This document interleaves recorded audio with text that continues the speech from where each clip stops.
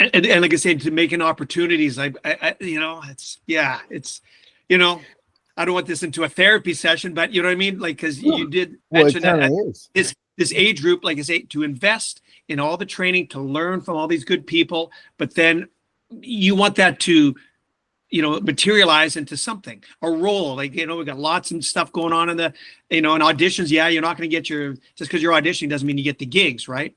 So anyway, so a lot of different things, but you kind of go, is it worth me putting all this time and effort into it?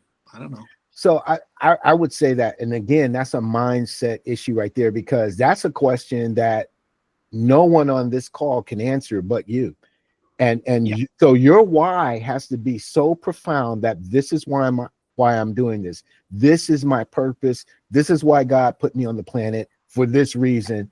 And once there's no doubt of that, what's the quote? The most important lesson that you learn is not the day you were born, but the day you learned why. Yeah. And the day you learn why you were born, why you were put here, then you don't have to ask those questions. So here's what I would suggest. I would suggest sitting down, taking 2 days, and just writing out who you are. What do you like? What do you hate? What makes you happy? What pisses you off? What regrets you may have, and what regrets you don't want to die with. I don't want to die thinking, oh, I could have done this. I don't want to be a quote unquote old man sitting in a chair with a remote control and somebody wiping my mouth. And I think, you know what, when I had the opportunity, when I had the strength, I could have done this, that, or the other. I could have accomplished that. I don't want that to be my obituary. I read a book I'm looking back at my bookshelf here, but there's a book by David Harkaway and Michael Hyatt called Living Forward. The first chapter of that book is writing out your own obituary. Crazy. But take a moment to write your obituary out. And then they said, here's what you do. You are at your funeral. This is not a morbid situation. This is a motivational situation. You're at your funeral and your significant other comes to the mic and says this about you. Your children say this about you. Your friends, your employees, co-workers. And then you begin living that. Right on. This is what I want my wife to say about me. I better be this type of husband. If this is what I want my daughters to say about me, I better be this type of father. You understand what I mean? So do that. Yep. Now, this book was started out. I didn't start out saying, oh, I'm going to be a best-selling author. I did not.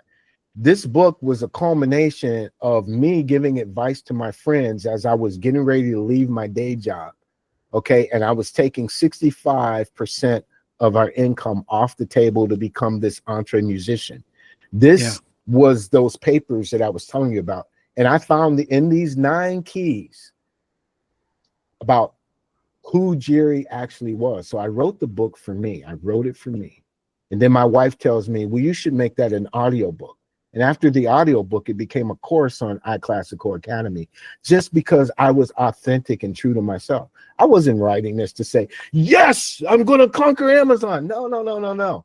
Jere, you better know exactly what the heck you're doing. And this was the culmination of that. And I would say to you, my friend, absolutely go and do it, Pierre. Right on. Thank you. Yeah, I like the idea of writing out, self-reflection, right? And the reason why and where I want to go with it. Thank you. Introspection. So ask yourself the hard questions too. Look in the mirror and you point your finger and yell at yourself. Yeah, I've done it many times. Jere, get it together. What is your problem? Yeah. Why do you care what they say? Why do you care about this or that? This is my music. This is a testament of who I am. Understand what I mean? Right on. Yeah. Amen. When I leave this planet, this and other CDs that I've made with others are going to be still here for the next generation to listen to. I better be doggone on point about what I meant, what I said, what I played. Period.